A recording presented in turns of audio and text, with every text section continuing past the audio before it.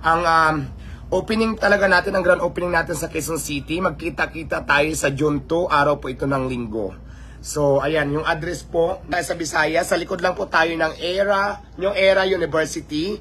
So, Morning Star po yung pangalan ng street doon. Tapos may kita nyo naman doon yung Diwata Paris. May logo tayo doon sa gate.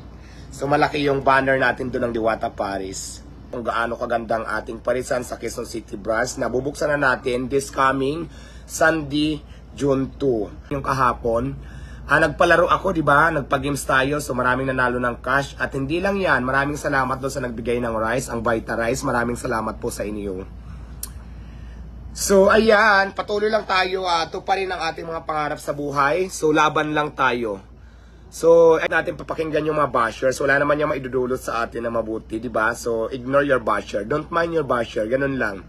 Normally naman talaga, may mga basher naman talaga. Gumawa ka ng mabuti.